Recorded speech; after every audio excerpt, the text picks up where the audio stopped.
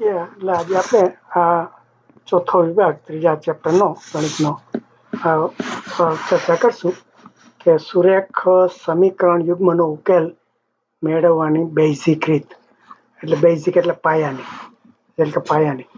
એટલે આપણે પહેલા એમ કે ગ્રાફથી શીખા કે જો બે સમીકરણ આપ્યા હોય એ સુરેખ હોય અને એને તમે આવી રીતે બે લાઈનો દોરો એને જ્યાં કપાય એનો ઉકેલ આવે.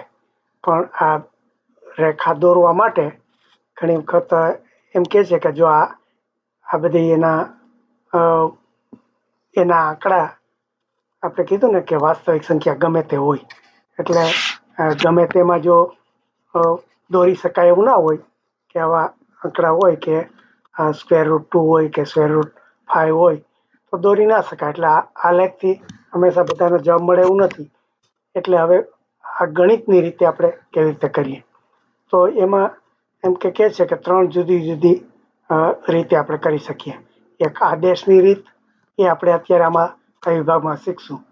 પછી એક ચલના લોપની રીત, એના પછી શીખશું. અને ત્રીજું ચોકડીથી ગુણાકારની રીત. એટલે આ ત્રણ રીતે બે જે સુરેખ સમીકરણ હોય એના એક્સ ને વાયની કિંમત મેળવવાની રીતો છે. તો પહેલા આપણે આદેશની રીત એટલે શું સમજીએ કે આદેશ એટલે હુકમ કરવો. એટલે શું કે એકમાંથી તમે સબસ્ટિટ્યુટ એટલે બીજામાં મૂકો. બે આપણે સમીકરણ હોય કે 3x + 4y = 15 અને 7x + 3y = 20, કે આવું ગમે તે બે હોય. તો આમાં આપણે આ છે ને એને આમાંથી આ એક્સની કિંમત આપણે શોધી શકીએ વાયની રીતે, અને એમાં પછી અહીંયા બીજામાં મૂકી દઈએ તો એને આદેશની રીત કહેવાય. એટલે આપણે આ દાખલા ઉપરથી જોશું. એટલે એમાં શું કે છે, આ ત્રણ તમને પગલાંની પહેલાં વાત કરે છે. એટલે આજે આદેશની રીત છે એમાં શું કે બે કોઈ પણ એક સમીકરણમાંથી એક ચલની કિંમત બીજા ચલના સ્વરૂપમાં મેળવવામાં આવે છે. એટલે કે x + y = 15 હોય તો આ એક્સની કિંમત 15 - y થાય. એટલે આ એની એક ચલની કિંમત બીજા ચલના પેલામાં સ્વરૂપમાં મેળવી કહેવાય. આ એક્સની કિંમત વાયના સ્વરૂપમાં મેળવી કહેવાય.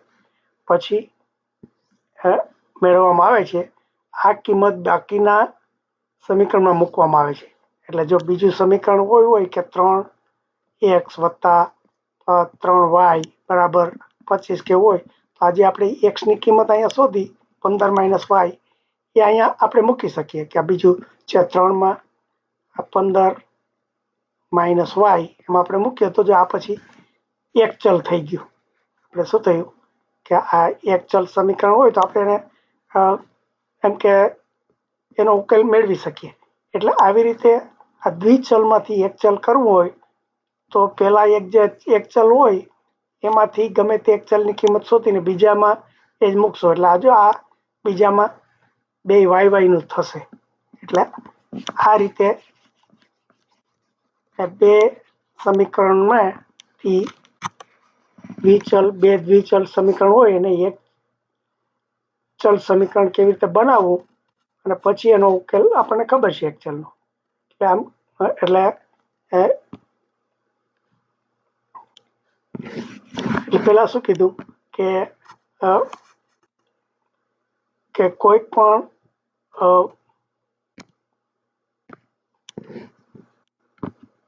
કોઈ પણ સમીકરણના એક ચલના કિંમત બીજા ચલના સ્વરૂપમાં મેળવવામાં આવે છે.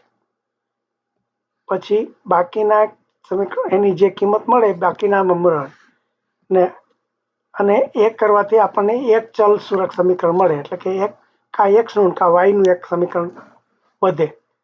અને પછી એનું આપણને એક જ ચલ હોય સુરેખ સમીકરણ હોય તો એનો આપણને ખબર છે, એનું સૂત્ર આપણને ખબર છે કે એનો કેવી રીતે જવાબ મેળવવો. એ જવાબ મળે પછી એનો જે જવાબ મળે પછી પહેલામાં જે આપણે શોધ્યું હતું એમાં મૂકી દેવાનું. એટલે જો હવે આ પેલું સોપાન શું કે છે, એક સમીકરણના પરથી આપણને x અથવા y મળશે. એટલે શું કે આ 3x વત્તા 2y બરાબર 7 એવું હોય તો આમાં મારે કે એક સમીકરણ પરથી આપણને y અથવા x મળશે, એ પહેલું સોપાન. તો x અથવા y એટલે ધારો કે મારે x આમાંથી શોધવું હોય તો શું થાય કે આ 3x બરાબર 7 માઇનસ 2y અને x ની કિંમત અને 3 ભાંગીએ એટલે 7 માઇનસ 2y ભાગ્યા 3. એટલે આવી રીતે આપણે x ની કે y ની ગમે તે એક કિંમત મેળવી શકીએ, પહેલું સોપાન. પછી બીજું સોપાન, આ સિવાયના બાકીના સરળમાં મેળવેલ y અથવા x ની કિંમત મૂકવાની. એટલે x ની કિંમત પછી જે બીજું સમીકરણ હોય એમાં મૂકવાનું. અને ત્રીજું સોપાન પછી જે એમાંથી ધારો કે આપણે x પછી y મળી ગયો, y ની કિંમત મળી જાય, પછી y ની મળે એના ઉપરથી આપણે આ જે પહેલામાં પાછું y ની મૂકી દઈએ તો આપણે x ની મળી જાય. એટલે આ રીતે 3 સોપાન. એટલે આપણે આ જો ઉદાહરણ જોઈએ એના ઉપરથી વધારે સમજાશે આ કે આ જે 3 સોપાન છે કેવી રીતે.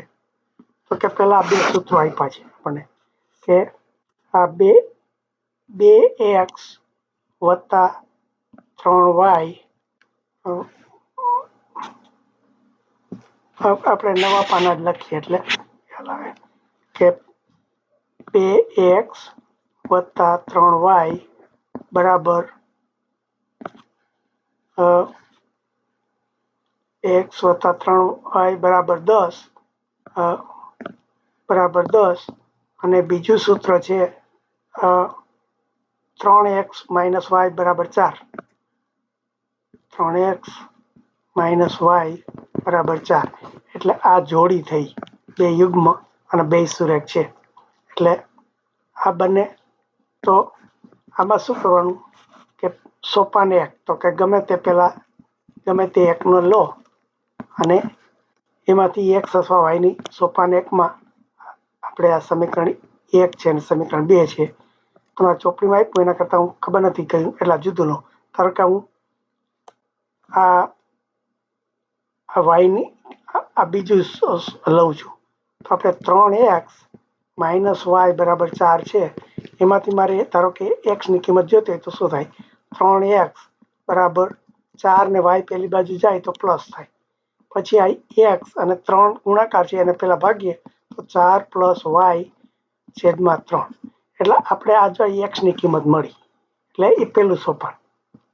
પછી કે આપણે જે આ સોપાન બીજું શું તો કે જે બીજું સૂત્ર હોય, ધારો કે આ બીજું આપણે આ છે, આપણે જે આના ઉપરથી મેં કિંમત હવે એની અંદર આપણે આ x છે એની કિંમત મૂકીએ. ધારો કે આ 3 2 છે, x ની જગ્યાએ હું આજે આપણે આ કિંમત પહેલા સોપાનમાં મેળવી એ મૂકવાની કે 4 પ્લસ y છેદમાં 3 અને પછી આ 3y બરાબર 10.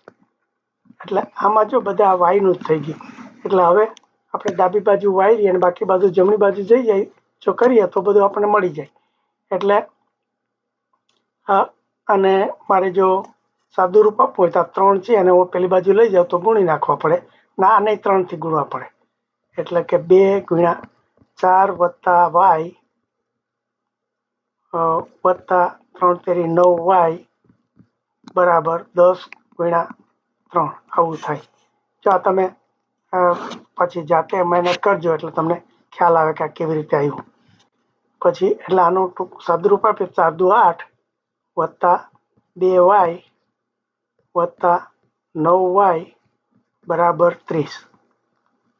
તો હવે આ 2y ને 9y ભેગા કરીએ તો 11y થયા અને 8 ને પેલી બાજુ લઈ જઈએ તો 30 માંથી 8 જાય તો 22 રહ્યા.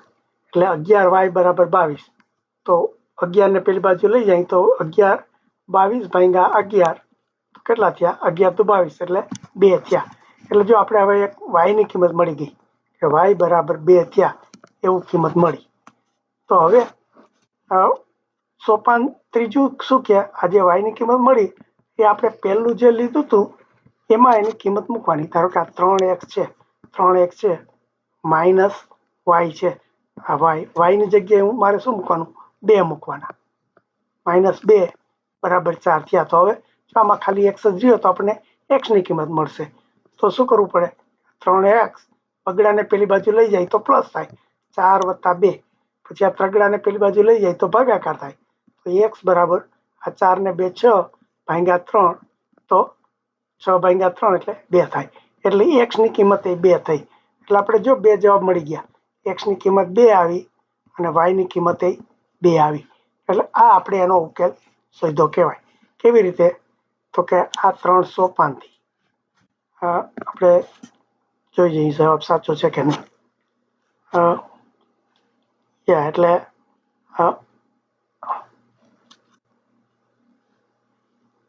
એટલે આને ગમે તે એને એવી રીતે કર્યું. x ની કિંમત y મળી, 2 મળી અને y ની કિંમત 2 મળી. એટલે આવી રીતે x અને y ને આપણે યુગ્મ, એનો સમીકરણ યુગ્મ ઉકેલ કહેવાય. એનો ઉકેલ મળી ગયો.